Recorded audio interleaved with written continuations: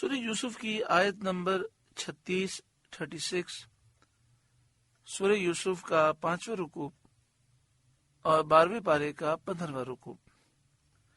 وَدَخَلَ مَعَهُ السِّجْنَ فَتَيَانِ، اور یوسف کے ساتھ قید خانے میں 2 جوان داخل ہوئے۔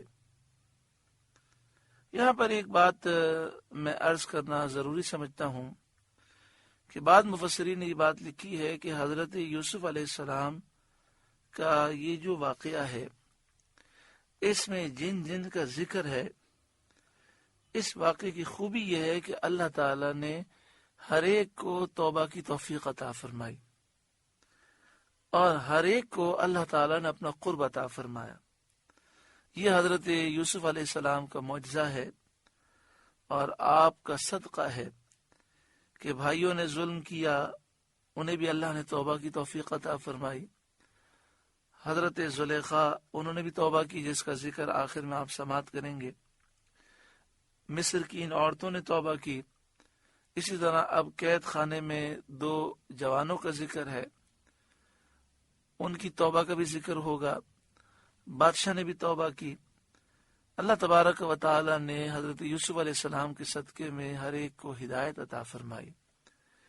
حضرت یوسف علیہ السلام کو جیل میں ڈالا گیا تھا 2-3 دن کے لیے، پھر عزیز مصر آپ کو ڈال کر بھول گیا، اور اس طرح حضرت یوسف علیہ السلام 12 سال جیل میں رہے،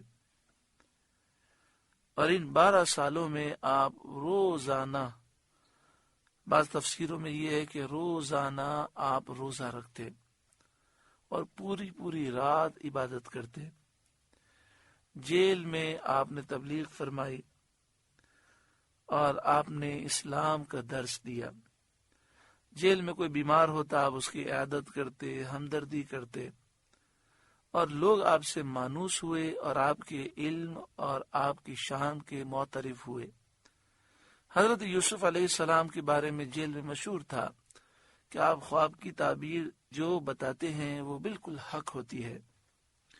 وَدَخَلَ مَعَهُ السِّجْنَ فَتَيَانِ، اور یوسف کے ساتھ قید خانے میں 2 جوان داخل ہوئے۔ اس میں مختلف اقوال ہیں کہ حضرت یوسف علیہ السلام جیل میں کب گئے، تو زیادہ جو مشہور اقوال ہیں وہ یہ ہیں کہ 7 سال کی عمر میں آپ کو کنویں میں ڈالا گیا، پھر جب آپ 18 سال کے ہوئے تو آپ جیل میں گئے، اور جب آپ جیل سے نکلے تو اس وقت آپ کی عمر 30 سال تھی۔ ان 2 میں سے ایک تو مصر کے بادشاہ کا محتمیم مطبخ تھا، مصر کے بادشاہ کا جو کچن تھا اس کے تمام باورچیوں کا یہ سردار تھا، اور دوسرا اس کا بادشاہ کا ساقی تھا جو بادشاہ کو شراب پلاتا تھا۔ ان دونوں پر یہ الزام تھا کہ انہوں نے بادشاہ کو زہر دینا چاہا۔ اس جرم میں دونوں قید کیے گئے۔ حضرت یوسف علیہ السلام جب قید خانے میں داخل ہوئے تو آپ نے اپنے علم کا اظہار شروع کر دیا اور فرمایا کہ میں خوابوں کی تعبیر کا علم رکھتا ہوں۔ جب یہ نوجوان جیل میں آئے اور انہیں پتہ چلا کہ حضرت یوسف علیہ السلام خوابوں کی تعبیر بیان کرتے ہیں، قال احدہما، ان میں سے ایک بولا، یہ وہ شخص تھا جو بادشاہ کا ساقی تھا، بادشاہ کو شراب پلاتا تھا، انی ارانی اعصر خمرا، میں نے خواب دیکھا کہ میں شراب نچوڑتا ہوں۔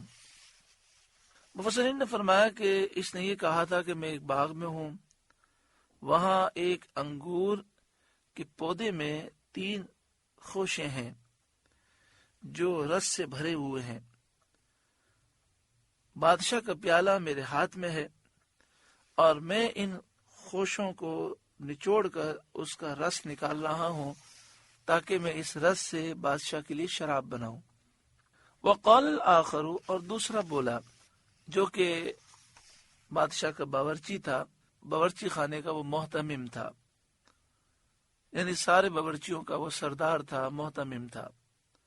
ان دونوں پر جیسا کہ آپ نے سنا یہ الزام تھا کہ انہوں نے بادشاہ کو زہر دے کر قتل کرنے کی کوشش کی ہے۔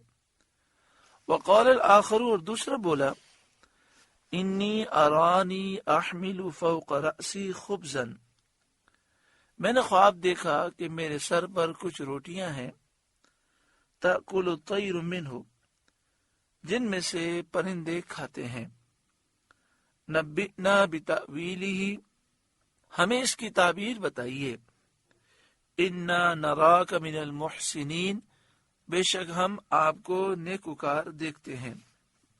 انہوں نے یہ جو کہا کہ ہم آپ کو نیکوکار دیکھتے ہیں، اس کی وجہ یہ تھی کہ وہ یہ دیکھتے تھے کہ حضرت یوسف علیہ السلام دن میں روزہ رکھتے ہیں، پوری رات نماز میں گزارتے ہیں، جب کوئی جیل میں بیمار ہوتا ہے اس کی عیادت کرتے ہیں، اس کی خبر گیری کرتے ہیں، جب کسی پر تنگی ہوتی ہے اس کے لیے کشائش کی راہ نکالتے ہیں۔ حضرت یوسف علیہ السلام نے ان کی تعبیر دینے سے پہلے اپنے معجزے کا اظہار اور توحید کی دعوت شروع کر دی، اور یہ ظاہر فرما دیا کہ علم میں آپ کا درجہ اس سے زیادہ ہے جتنا وہ لوگ سمجھتے ہیں، کیونکہ خواب کی تعبیر کا علم عام طور پر خیالات پر مبنی ہوتا ہے، وہ کبھی درست ہوتا ہے کبھی غلط ہوتا ہے۔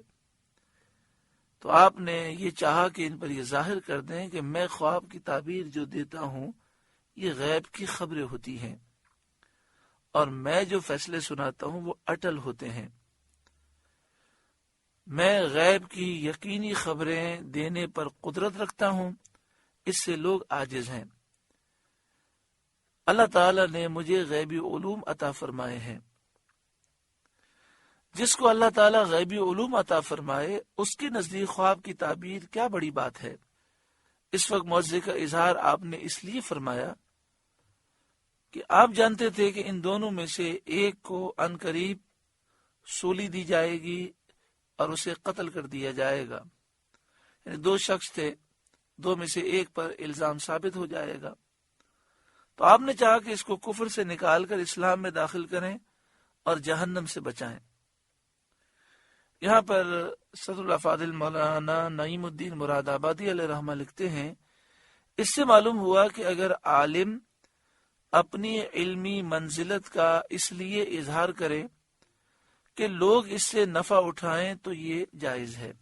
آپ سے گزارش ہے کہ قرآن کے اس پیغام کو آگے پہنچا کر ثواب جاریہ حاصل کریں۔